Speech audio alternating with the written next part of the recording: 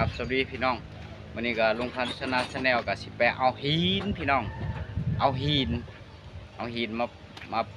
ใส่ตีนเหล้าปลูกเหล้าพี่น้องเอารถอีสังไปเอารถกันพี่แตกไปกับลูกชายเอารถพี่แตกลูกชายกับรถแต่งรถกะหางไปเบิ่งเวลาไปเบิ่งทางไปพี่น้องไปเบิ่งทางไป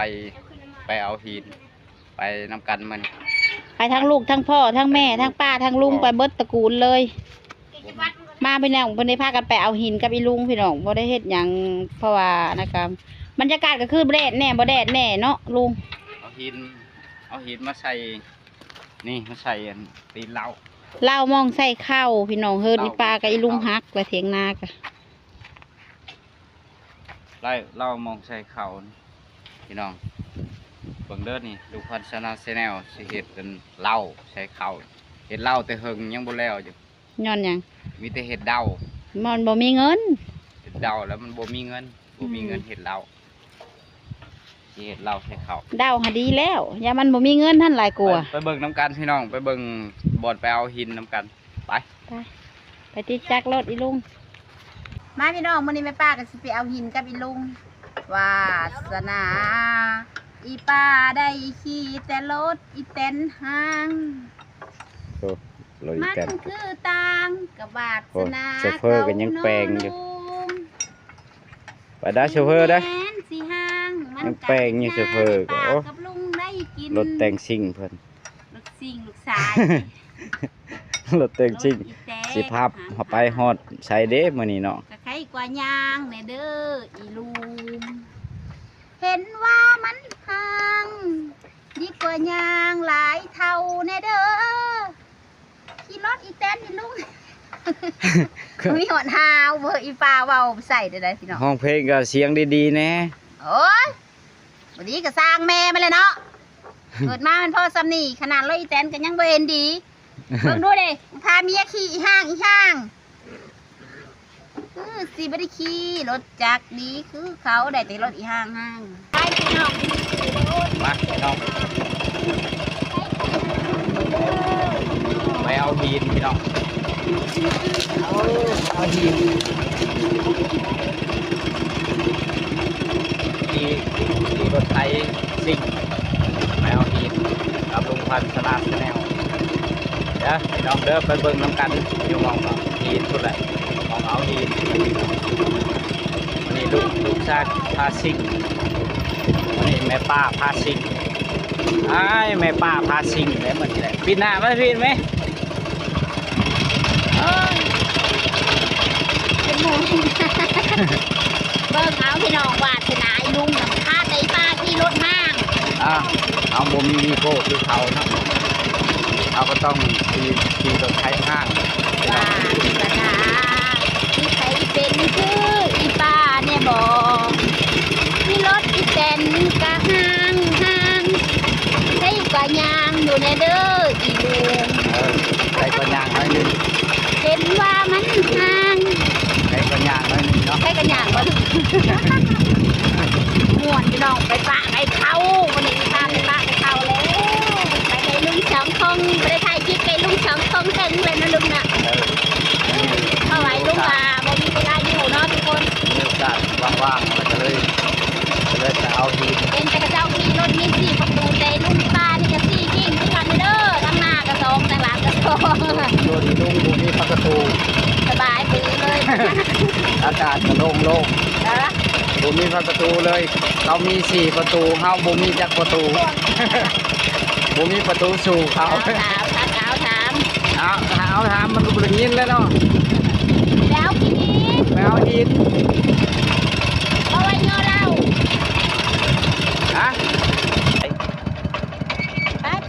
ไปเด้อตัวเด้อไปเล่นน้ำท่วมไปเด้อตัวเด้อไปน้ำลุงเด้อไปบ่เอาหินน้ำลุงเด้อตัวเด้อบ๊ายบายช่วยบ๊ายบายพ่อรถเขาแซงเลยอย่าให้เขาแซงนะลูกเด้อหอดทางจากกันเนาะมันก็ประมาณสักน้อยกว่าหอดเนาะลุงเนาะเข้าใจไปเนาะไปกับพี่ลุง พวกมันพากันไปเอาที่หินดอก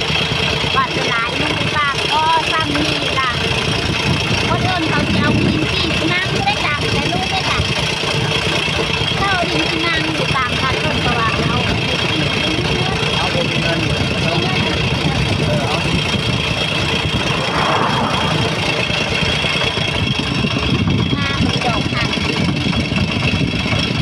เติมความรักให้ลูกเคยผ่านบ่ดูไปดอกไม้อยากได้ได้ก็เอาไปเสียดเด้อมึงพาเอาไปเสียดพวกไม้เด้อพวกดอกไม้เด้อเอาไปกันแคมพวกดอกไม้ เอาดอกไม้ให้กันปลากันได้กันมาไปอยู่ กูจะห้องเพลง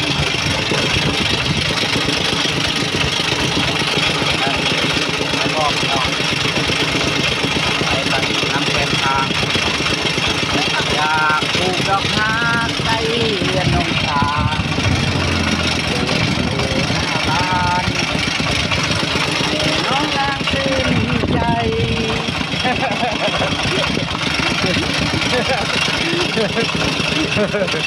บ้ามึงได้ไหมมึงมาแค่เงินมึงไปโอ้ได้ดอกไม้ ดอกไม้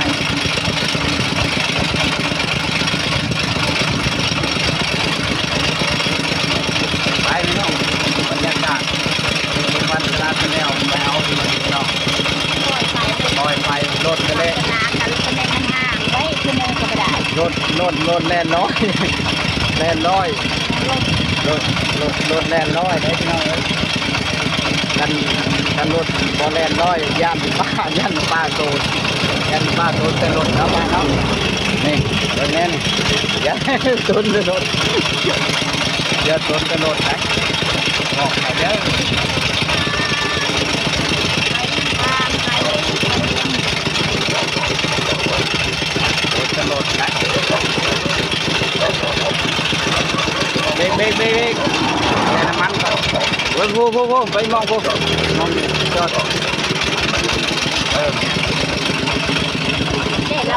กันอะไร เรามีพี่น้องมาใช้น้ำมันอยู่ห้ามยาย นี่นะเขาเยกกี่นี่ ในบ่อนนั้นนางใคร ใช้ เชื่อ น้ำมันอยู่ห้ามยาย เป็น ชะลาก็เติมอยู่M150เบิ่งพี่น้องลุงเราเติมไปใส่กระเติมบ้านกลางคืนมา10นึงก็ยังบ่ได้เติมหาสั่งอันนี้ก็บอกว่าM150ได้ค่ะ อันนี้ร้อย เสียงตาย อันนี้ ว่า 150 เสียงคมอยู่ในส่ง อันนี้ เสียงตาย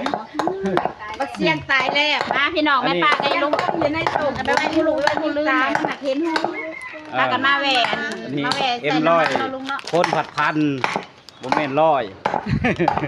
ไอ้บ้าเดี๋ยวนี่แหละ เข้าใกล้ก็เป็นเลยนะผมจับก็ทำ ใน ที่ ร้านเดี๋ยวนี่นะบักเสียงคมเดี๋ยว จับกล้องกับจับแล้วนี่ ไทยบางคนเขาเห็นได้ ได้ทำโยมได้บริเวณได้การบักเสียงตายบักเสียงตายป้าคมอยู่ในส่งได้จะยากได้แบบตายนะ แล้วก็พยานกล้องมาแล้วมันจะเป็นคนดังน้ำมู นะคะไม่ได้ดังดอกลูกทราบว่าเสียงตายเสียงคม แล้วก็พยานกล้องมาแล้วมันจะไม่กล้าเห็นคลิป ไป เสียงคมเอาในส่งขอเพลงแต่มีตาเฮานักกินน้ำมูกคนว่า เดินยายเด้อ ไปก็ได้ย้าย ไปปากก็ปองมาไปเก่านะ ไปเอาหิน มาบูแล้วไปใส่คือเว หิ ที นมาปลูกเหล้ามาเห็ด ย้ายกันสิไปเห็ดห้างไก่ ไม่ย้ายคือเวทีบูเราไปเอาเราไปวัดไปบวชอีกทีไปบวชเลย ไปไปพัก บวชปะ ไปเบิ่งน้ำกัน ไปใช่ เบิ่งน้ำกันไปเอาหินพี่น้อง เด็กๆเด็กอ่ะ เอาหาอาจารย์ เด็กๆบ่ได้ไปนำจักไปทางใดเบิดเด็กๆกะ แม่ตัวยังว่าเอาโอ้ขอโทษครูนักที่ ไป ปล่อยไปเถอะ อย่าใช้เลขช่องนะอย่าว่าไปพี่น้องตามธรรมชาติ บรรยากาศมันหนาวลมเลยเชื่อว่าหนาวว่าลมอยากได้เด้อลูกมาตาเดียวเองเฮ้ยมาเถอะ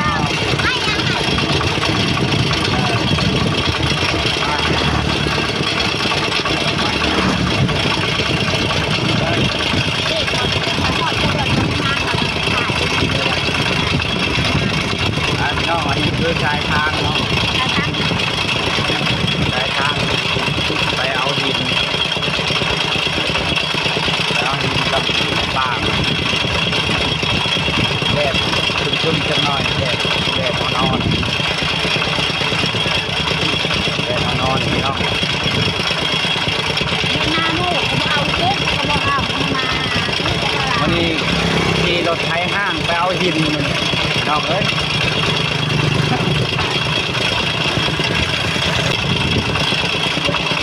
ไปทอดกันทางไปทอดบนหินลุงพันธ์ชนะแนลเลยทายให้เบิ่งจะนั่นพี่น้องเบิ่งน้ำกันพี่น้องไปท่องเที่ยวตามน้องนอกบ้านนอกบ้านนาเฮาไปเล่นท่องเที่ยวไปท่องเที่ยว นี่เขากำลังโชว์นางเจนนี่เขากำลังว่าโชว์นางเจน ดาวอินโหลดได้ รถไหนลูก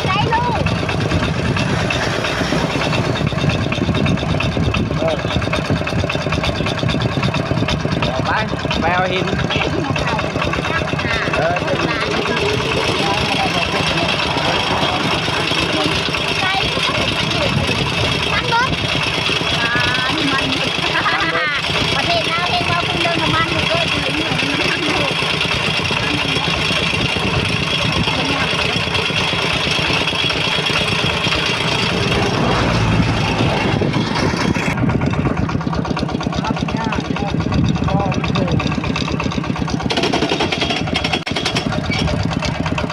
รถกระห้างพี่น้องรถดูห้างก็ให้ป้าว่าขี่รถเต็มห้างนะย่านั่นเด็กแค่เพิ่งมันสิหักป้าผูกไห้ค่ะก็เลยไปลำทางกับลำบากก็พี่น้องรถมันเทพี่น้องจะไปเห็นอะไรเดี๋ยวมาเอาใส่กระเล่นเล่นมันใส่หลายก็ได้ค่อยไปขากลับมานี่มันจะบวชแล้วบำรุงน้ำมันน้ำมันแรกกี่เบิร์ดใกล้ๆสิฮะก็เครื่องนึ่งพี่น้องโอ้ชีวิตลำบากพี่น้องรถใส่งานแบบเป็น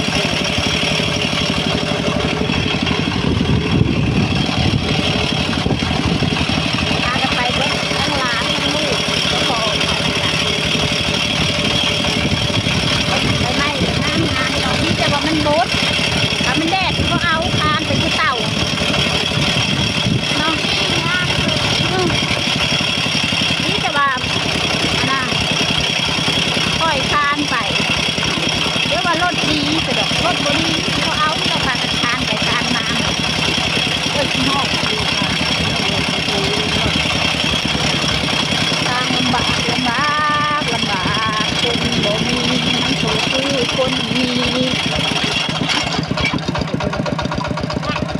ขึ้นบ่อยอ่ะ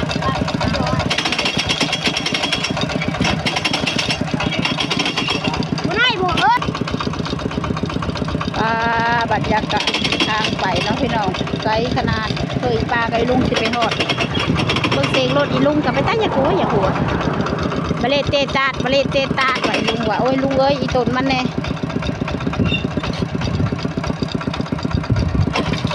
นี่แต่ว่าสองข้างนี่จะสวนอ่อยพี่น้องอ่อนคนโพมีเงินพี่น้องเอ้ยมีทุนพี่น้องเฮ็ดยังก็ได้คืออีป้าอีลุงนี่แม้แต่รถไถนายังบ่มีเงินซื้อปกติมันในรถไถคันนี้ตั้งแต่หญ้าเราซื้อให้งามดอกไม้ล่างอยู่โต๊ะลงไปก็จ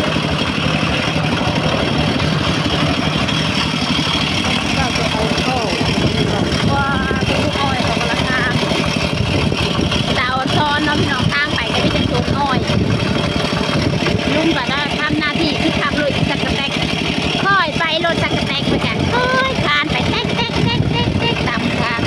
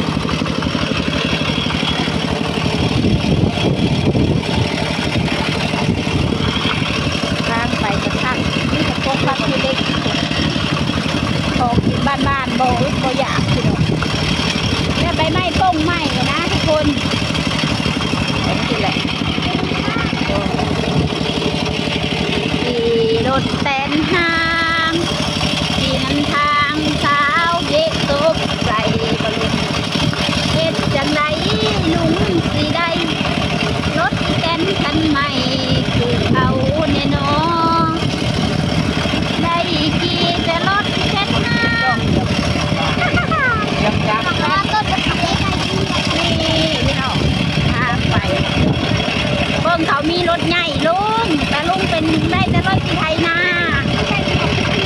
ป้ายังโดยพี่น้องทางไปกันน้ำนะพวกปักเป็นเล็กอยากทำทางแต่ว่าพี่น้องแม่ป้าคิดว่าถ่ายอยู่ดิไม่จะกบตาเนาะทุกคนตาหน้าวาสนาเนาะพี่น้องคือคนว่าแข่งอย่างแข่งได้แข่งเรือแข่งแคนหรือว่าแข่งบางพอกบางไพ่แข่งได้แต่พี่น้องแต่แข่งวาสนาแข่งบ่ได้เกศเสมือนคือลุงกับอีป้านี่แหละพี่น้องรถไถนาก็ยังบ่มีใส่พี่น้องเอ้ยมีแต่ข้าวพ่อข้าวแม่เพิ่นไว้ให้ก็ฮักเทบะแล20-30 ปีสักพักอะไรเนาะพี่น้องเบิ่งบรรยากาศทางไปงามมีแต่บ่แดกพี่น้องมันมันค่าขึ้นสวยสดงดงามลุงกับอีป้าก็พากันแต่เอามากินคือเว้านี่แหละไปนำทางไปทางได้ไปกันแนมเบิ่งยอดนี้ลุงมีรถแข่งห้างรถบ่คือบ้านคือเมืองพี่น้องสร้างเนาะพี่น้องแมวอายคนบอกบ่อายพี่น้องเพราะว่ามีซ้ำนี้ก็คือของเฮาพี่น้องมีกว่านี้ก็ของหมู่เฮาปื้มใจน้ำคนอื่นเฮาบ่ได้เป็นใจงานที่เขาเนาะพี่น้องเฮามีแค่รถอีแตนจะเป็นของเฮาพี่น้องเลยของเฮาของเฮาเนาะใส่ของจ่ายเฮาเองให้ลุงประจำหน้าที่ทำเรื่องแต่งอะไรก็แต่งอะไร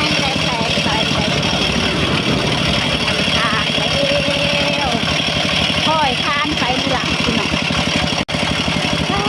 บรรยากาศชมน้ำทางพี่น้องน้ำตัวนี้จะพบตาเนาะพี่น้องทางไปบ้านแม่จ่าสาวพรนั่นแหละพี่น้องตอนแม่ป้าไปกับสาวพรเพื่อว่าขี่รถไว้เขาบริถ่ายที่ให้ทุกคนเบิ่งเนาะแต่ว่าไปกับพี่ลุงก็ขี่รถกระแทกไว้ก็บ่ไว้ก็เลยไหมทำหน้าที่ถ่ายงานไปนำถ่ายให้พ่อแม่พี่น้องได้เห็นว่าที่บ้านนอกบ้านนาเขาว่ามีอย่างนี้มีเด็กธรรมชาติพี่น้องโป่งมีใบไม้โป่งไม้เด้อพี่น้อง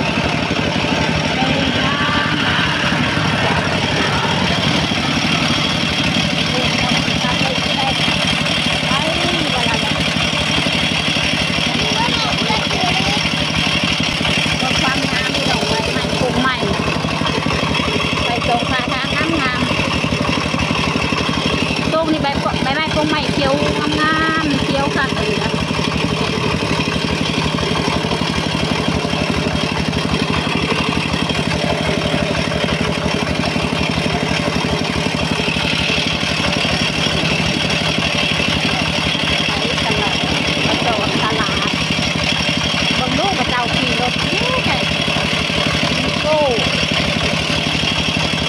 ลุงไก่ป่าเนี่ยมีแต่รถแต่งห้าง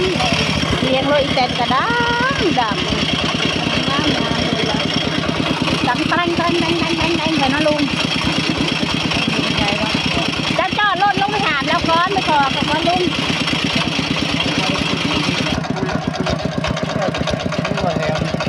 จะจอดแล้วลงไปถามแล้วก่อนมอดก่อนก็ได้ลุงมอดแล้วให้ลุงเข้าไปถามพระเจ้าก่อนพี่น้องได้เบิ้งพี่น้องพากันขี่รถอีแตนห้างพี่น้องไปทางใดก็เจ้ากับแนมกับยาเขาเนาะพี่น้องเฮาก็มีความสุขของเฮาพี่น้องเอ้ยรถอีแตนห้างก็เป็นรถเฮาบ่แม่นที่ว่าพาเฮาไปหั่นไปนี่ได้พี่น้องบ่อายใครก็บ่เคยอายเพราะว่าเฮามีก็เป็นของเฮาที่แม่ป้าเว้าแล้วพี่น้องแข่งคือแข่งแพ้แข่งได้แข่งบางผอกบางไผก็แข่งได้แต่แข่งวาสนาแข่งบ่ได้เนาะพี่น้องป้าก็อยากมีขมูกับไปลุงค่ะแต่ว่าวาสนาพี่น้องเอ้ยไปสิละรถอีแตนห้างก็เป็นรถของเฮาบ่เคยแบบว่าอายคนบ่อายพี่น้องของเฮาของธรรมชาติพี่น้องมีสำใดกับภูมิใจของเจ้าของเนาะทุกคนว่าจังใดอีลุงแล้วว่าลงทางนั้นบ่ใกล้แล้วพี่น้องใกล้สีหอดแล้วไปเบิ่งน้ำกันมาตอนหอดมันเป็นยังไงเนาะขี่รถอีแตนห้างครับนำทางเขาเบะซบใส่ปันใดอีลุงสีได้รถอีแตนกันใหม่คือเขา ขึ้นมาลุงเห็นบ่อยฟ้าอย่างนั้นเลยเต้นขันใหม่คือเก่าเลยเด้อขี่แต่รถเต้นห้างเพื่อนรถไถย่างกายตูกะเนมเบิ้งเจ้าลุงเอ้ยหอดทางแหวลงแล้วทุกคนหอดทางแหวลงแล้วเด้อพักขี้เล็กนี่ก็มีทุกม่องทุกแก่เนาะพี่น้องมันก็เป็นพักสีธรรมศาสตร์เนาะพี่น้อง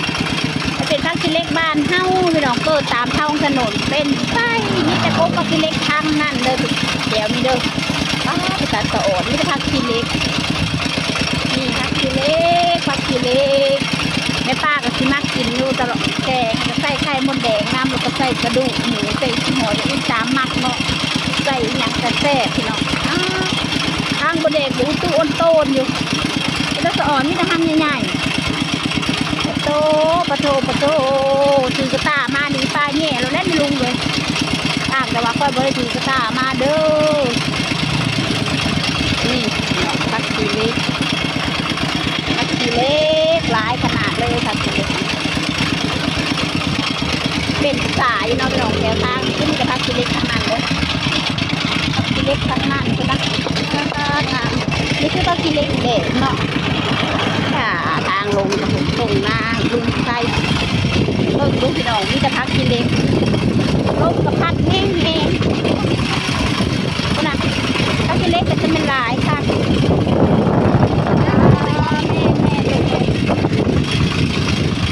มาใกล้ถึงหอดแล้วพี่น้องใกล้ถึงหอด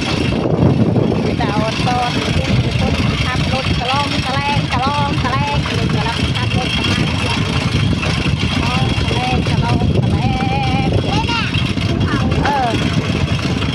ทางแต่สิ่งอย่างนั้นน้อยหนึ่งเนาะเดินเรา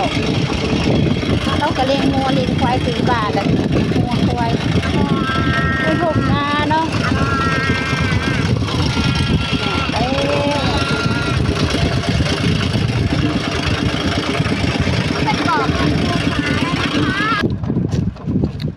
หอดแล้วป้าลุง มาพี่น้องฮอดเลย ขีดคือมีแต่ก่อนเหย่อบ่ลุง มา ป้ามาหอดแล้วแนมเบิ่งคนสิย่อบักอินดูพี่น้อง ว้าวกิน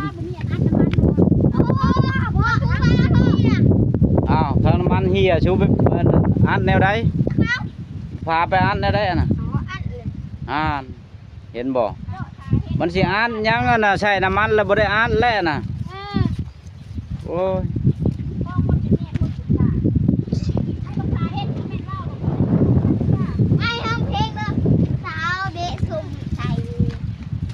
พี่น้องเที่ยวเอาหินน้ำกัดมาโตเอาหินมาเอาหินก็มีแต่กระปั้นบ้านนี่พอตีก็บ่เอาผ่า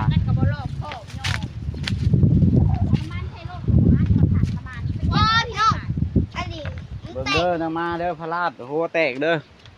เข้าแต่สงครามบวกตีกันนี่มองเบิ่งได้ยันงูได้จะว่ามาจอกลี่อยู่นี่เพื่อจ้ะว่ามาจอกลี่อยู่นี่เด้มาจอกลี่อยู่นี่มันกลับแข่งได้อย่ามันกลับแข่งได้ก็เอาไม่ขอดตีมันเลยน้ำมาจะง้อยทุทีบเด้อมึงหินลันทับเด้อเห็นบ่ปู่ลงไปพูนอย่าไปง้อยทุทีบได้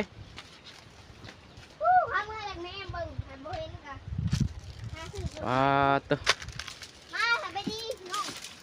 สบายดีพี่น้องมาเอาหินมานี่มาเอาหินไปใส่ตีนเห็ดตีนเหล้าน้องใส่บ่ยากใส่ซีมังเอาไปมูลเหล้าตัวได้บ่มันนี่แล้วนี่ตัวนี้นะ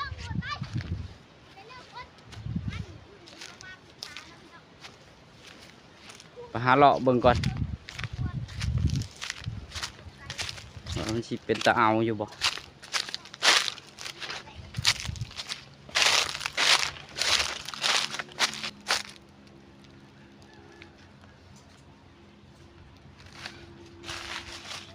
หาเลาะเบิ่ง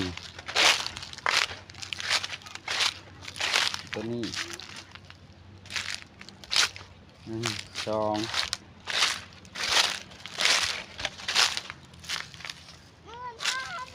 3เอามาตกเด้อ4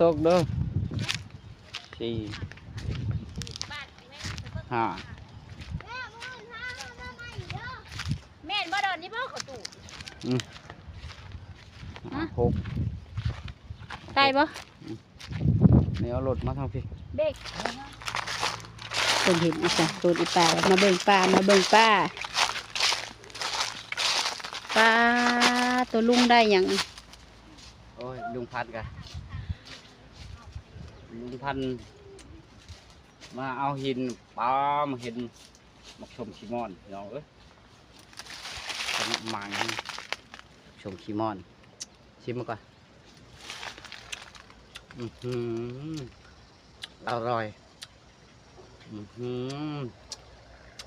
เปรี้ยวๆชมชิมอน งามมะลี น้ งามพี่น้อง ำเบิ้งที่ถ่ายไกล นี่นะหมากนี่ก็ซุกเด้อพี่น้องซุกแล้วสิเป็นหมากดำประมาณนี้ลุงเรากินได้จังไดใกล้แล้วปลาถ่ายนี่ค่ะ เบิ้ง หมักอดุลบ้านเฮา มา ลืม มาเอาเงินบ้านโคก นี่มาถ่ายคลิปไปก่อนดู น้องเอ้ย ปลาลุง มาพ่อมักเอาเงินบ้านโค หมั ก กอานุ่นบ่ลุงนี่นะ มาเอาเงินโคก อืม แซ่บบ่ ขึ้นหอนยังน้อยเด้กินหมัก แซ่บบ่ปะ ไปซับดอกกระเจียวแล้วก็พากับกินมันจะบ่อิ่มคักค่ะมันอิ่มมันสิหวานเนาะแซ่บลุงแซ่บบ่ ชิมเบิ้ง แล้วยอแล้วอยากเข้าได้เนื้อเลยมียางเนาะนะ มักเอาเงินโคก มานะ มักเอาเงินโคกพี่น้องเอ้ยแซ่บเป็นตาแซ่บเท่านั้น ลุง หวาน ถอยรถเข้ามาพี่ฮัม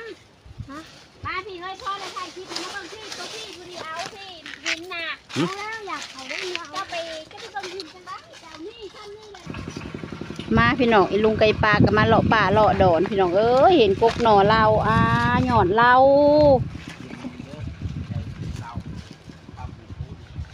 คำไม่คูณได้มาเอาขีนกะลุงเอ้ย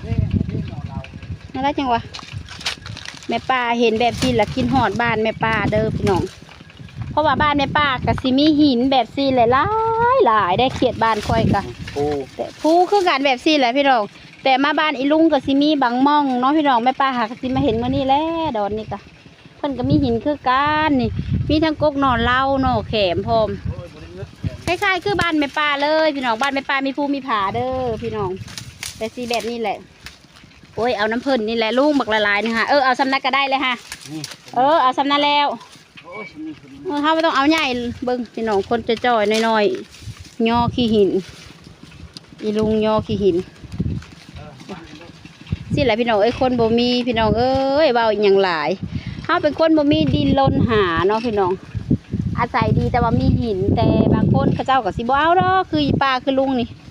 มากับลูกสาวนำเพราะว่าเบิ่งลมได้ลูกเบิ่งลมได้เคยกินบ่ลูกเจ้าเคยกินบ่ เคยแม่เลยเคยอายุตัวงูยังไง โอ้พี่สังสิอึดอย่างลูกสบายดีกล้องแน่แม่ สบายดี วันนี้สุติมาหยัง มาเอาหิน มาเอาหินน้ำอีลุงน้ำอีพ่อลุงน้ำพ่อเพิ่น นี่เขาหลินสงคราม โอ้ยลูกเราไปตามถุงทีมข้างละลูกสาวแม่ป้าว่าเนี่ยมีเขาลินทงตัดเราบ่เคยเห็นมากี่หินนะเบิ่งลมได้ลูกนี่ลุงเอาตัวนี้ตัวเทิงนี่ตัวนี้พอดีนี่ตัวนี้นี่พอดีเลยง่ายๆหล่น นี่ พอดีเลยแล้วก็ปีเสาค่ะพอดีเเป้มเลยเลยถ้ากันสิมาเอาที่หินขึ้นรถเนาะเฮาก็เอาซ้ำอีลุงเราเอาได้นี่เด้อีลุงเราก็สู้ชีวิตพี่น้องเอ้ยมีบางคนก็เม่นมาว่าโอ้ยอีลุงเราคือจ่อยแท้ จอดเอาเลย เบิ้งแลพี่น้องบ่จ่อยจังไดสู้ชีวิตกับลูกกับหลานนั่นก็คือหลานแม่ป้าเด้อพี่น้องมากับลูกนำหลานนำเพราะว่ามากัน4 คน5 คนนี่แหละพากันมา คนมาเบิ่งนี่ พี่ช้างสุติมา เอาไปเบิ่งยังไงค่ะถ้าอยากมาก็มาเด้อ โอ้ เจ้ากับว่าไผสิอยากมานี่ก็คือบ้านเฮานี่ดอกอันนี้พี่น้องก็งามนี่ดอกนี่ มาถ่ายคลิป เห็นแต่ดอกไม้ธรรมศาสตร์บ้านพี่น้องเห็นโครงแบบบ้านๆดอกอีสังก็เขาเจ้าเอิ้นดอกนาดเนาะพี่น้องดอกนาดก็งามกำลังบานดอกนาดมันนี่ลงละเห็ดกับหลานลูกกับหลาน ยืนอยู่โฮมลูกละข้าโฮมอีป้าก็มีทำหน้าที่แค่ว่าวเด้อพี่น้องเฮาเป็นแม่ยิงเฮาบกล้ายอนะแม่ป้าก็ยันมดลูกอันยันสุดลูกก็แม่ยันเจ็บพี่น้องมันหนักเด้มาขี้หินก็มีแต่ให้อีลุงกับหลานแล้วเขาแหละครับ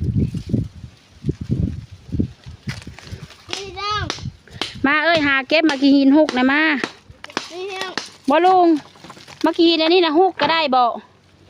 เอาไปหุกแบบเขาอาบน้ำมาอาบยังหะนะ นี่เอาว่าแบบนี้เนี่ยนี่ เ มาถ่ายรูปกันเนี่ย ครับละมุน เอาแบบนี้นะ เจ้าไปทับมันเฮ็ดหยังมันสิไปได้คือเจ้าคิดเจ้ากะสิทับมันก็ว่าแบบใดก็เอาไปโลดจะคือเจ้าอันนั้นเองเคยคือเนาะลุงกะสร้างว้าวมันบ่ต่ำสูงโพดบ่ น้องจะเบิ้งพี่น้องนี่ดอกไม้นะงามพังมีหมานะ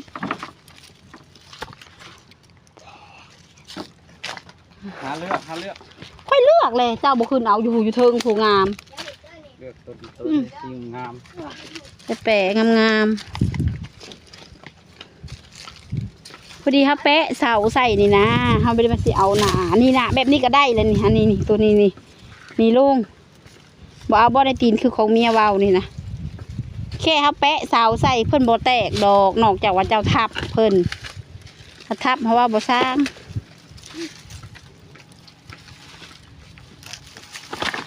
อีลุงก็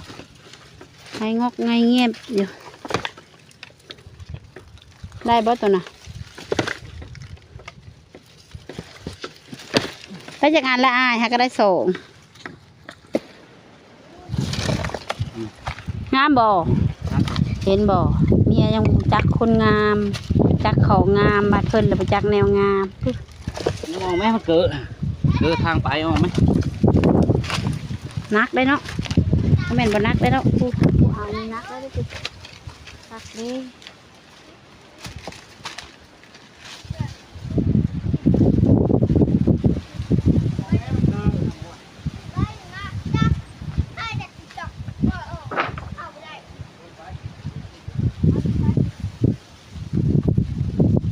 ลูกกับหลานไว้แล้วมันใหญ่ไปนะบ่เอามันขี้ลายให้ได้ตัวนั้นก็งามค่ะเขาจะเอาได้ค่ะอย่างมา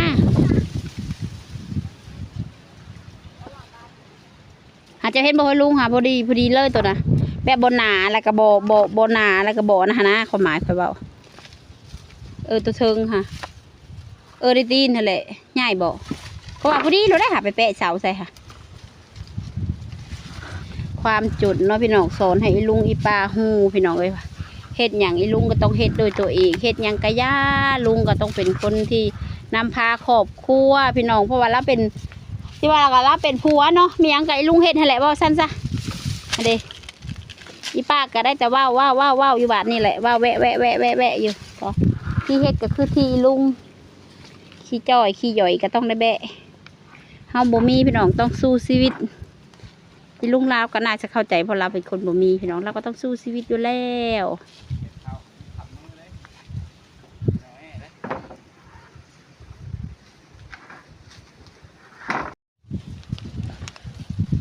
โอ้ยนอแนมไปเบิ่งมอนใดคือมางามสู่มอง เป็นตาอ่อนซ้อนเดพี่น้องเอ้ยแนมเบิ่งมอนใดก็มีแต่มองคักคือเห็นธรรมศาสตร์เลย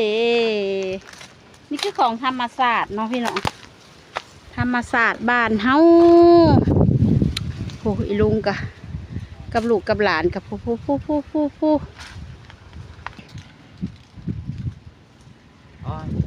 ชาวเมืองพี่น้องเอ้ยย้อนกล้องเข้ามาใกล้ๆย้อนเข้ามาใกล้ๆชาวเมืองพี่น้องเอ้ยตรงนี้นี่ ย่อขี้หินกับย่ออันน่ะอันใดเมื่อยกว่ากันลุง ย่อหินนักกว่าย่อคาอีก นั่น พี่น้องเอ้ย ทางอีลุงเว้าดูพี่น้องงามคักอะไร เมื่อยพี่น้องเอ้ยมาพักผ่อนชอบเมื่อยก่อน อีลุงเราเมื่อย แป๊บหนึ่ง ผู้เฒ่าเนาะพี่น้องเฒ่ามาหนังกระเหี่ยว ตากระยาน ข้าวแก่แล้วเนื้อเหี่ยวนางยาน เฮ็ดน้อยหนึ่ง ตา ก็ เชือกับบุคือตาช่างพี่น้องเอ้ย เฮ็ดน้อยหนึ่งก็แม่นค้านไปโลดยาย เห็นนั่นหนึ่งกับเมื่อย มาเบิ่งน้ำกัน ได้รถไถห้างเด้อพี่น้องพาปลากับลุงมาจนฮอดพี่โอ้ยจะไปเอาไก่พอลุงไก่พันย่อยากนะคุณลุงเอ้ยอันแบะใส่กันเด้อลูกตัวใดแบะได้ก็แบะเด้อ เบรกลาด พลาดกินเด้อมื้อเจ้า งานได้ทำแดงบ่ได้ก็สิเด้ง นี่ก็เสียปากอีลุงถ้าแบกบ่ได้แล้วอย่าแบกได้ลูกหลานเอ้ยเราบอกลูกหลานเราอย่าลูกอย่าหลานเมื่อยแล้วว่าสิล่ะเป็นอีลุงคนพี่น้อง เอาถ่ายมันดูลงเบรก โอ้ยกระถ่ายตลอดอยู่คุณลุงเอ้ย ไม่ อันละคน เหมือนนี่พี่น้อง เอาเวลาบอก โอ้ยคนน้อยๆเบรกไอ้หินบักใหญ่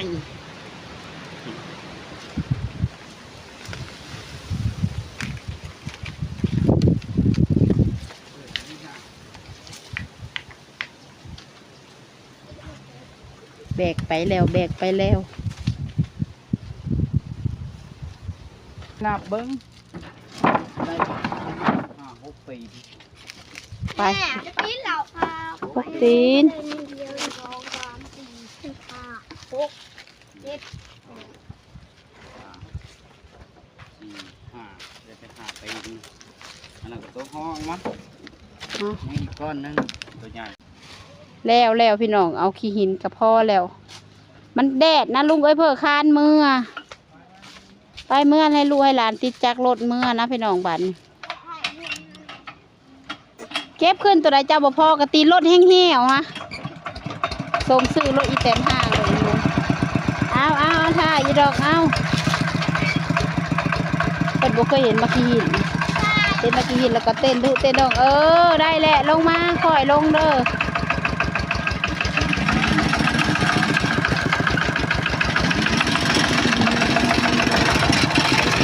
เล็กสองมหาเล็กค่อยๆไปลูก พี่น้องทุกคนมาเอาหินมานี่กะขอจบคลิปเพียงเท่านี้พี่น้องที่ได้เมื่อแล้วบัดนี้บ๊ายบายพี่น้องเมื่ออะไรเด้อพี่น้องเด้อสิได้เมื่ออะไรเด้อไปเมื่ออะไรกับแม่ป้ากับลูกกับหลานเมื่ออะไรพี่น้องบ๊ายบายฝากกดไลค์กดแชร์ให้ลุงพันธ์ชาแนลหน่อยเด้อพี่น้องเด้อเป็นกำลังใจหน่อยเด้อพี่น้องบ๊ายบาย